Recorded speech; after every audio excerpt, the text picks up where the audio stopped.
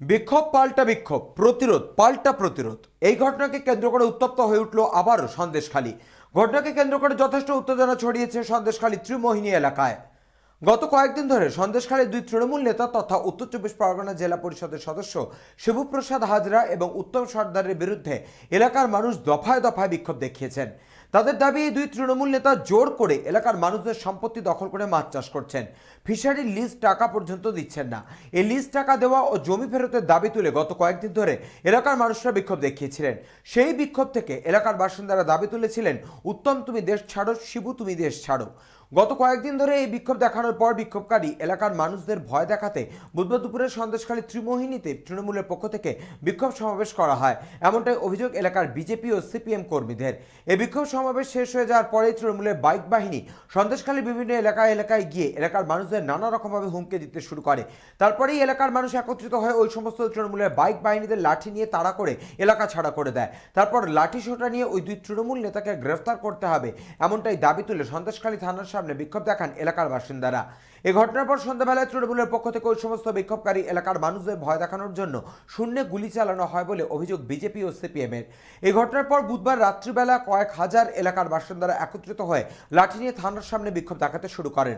বিক্ষোভকারী এলাকার বাসিন্দাদের দাবি, তৃণমূল বহিরাগত দুষ্কৃতী এনে এলাকায় অত্যাচার শুরু করেছে। সন্দেশখালীতে শান্তি ফেরানোর জন্য অবিলম্বে ওই দুই তৃণমূল নেতা শিবু হাজরা ও উত্তম সর্দারকে গ্রেফতার করতে হবে। মূলত মিলে এখানে অনেক বছর ধরে জনসাধারণের উপরে হচ্ছে আক্রোশ চলছে, বিক্ষোভ চলছে। চাই জন্য কেন কিসের জন্য আক্রোশ চলছে? ওদের ইচ্ছা মতন চলতে হবে, ওরা যা বলবে সেই মতন করতে হবে। আমাদের জমি জায়গা সব নিয়ে রেখেছে, টাকা পয়সা দেওয়ার নাম নেই। বছরের পর ওইভাবে চলতে, এইখানে ফাঁকা জায়গা ছিল, মাঠ ছিল, খেলার জায়গা ছিল, কি অবস্থা করেছে দেখুন। পোলট্রির গন্ধে, গুইয়ের গন্ধে আমরা এইখান দিয়ে যেতে পারি না। পোলট্রির এখানে একদম পুরো ফ্রেশ হাওয়া ছিল, সেইখানে এখানে বাচ্চারা কাছে খেলাধুলো করতো, সেই মাঠটাও নষ্ট করে দিয়েছে। এই পাশে পেছনেও মাঠ ছিল, সেটাও কেটে পুকুর করে দিয়েছে। মানে যা ইচ্ছে তাই করেছে।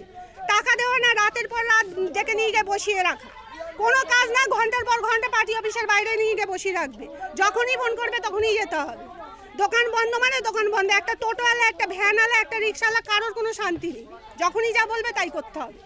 যা বাধ্য হয়ে কালকে উত্তম সর্দারের এই বাইরের থেকে গুন্ডা বাহিনী নিয়ে এসে এখানে চড়াও হওয়ার জন্য, মেয়ে ছেলেদের, পুরুষ মানুষদের ওপরে মারধর করার জন্য বাধ্য হয়ে এখানে জনবাসিন্দা ওদের ওপরে চড়াও হয়েছে। লাস্ট অবধি এখানকার প্রশাসন থেকে প্রোটেক্ট করে ওদেরকে পার করে দিয়েছে। এখানে জনসাধারণকে কোনো কিছুই করতে দেয়নি। আরও প্রশাসন জনসাধারণকে ঠেকিয়ে রেখে উত্তম সর্দারকে সেভ করে থানার ভেতরে রেখে দিয়েছে।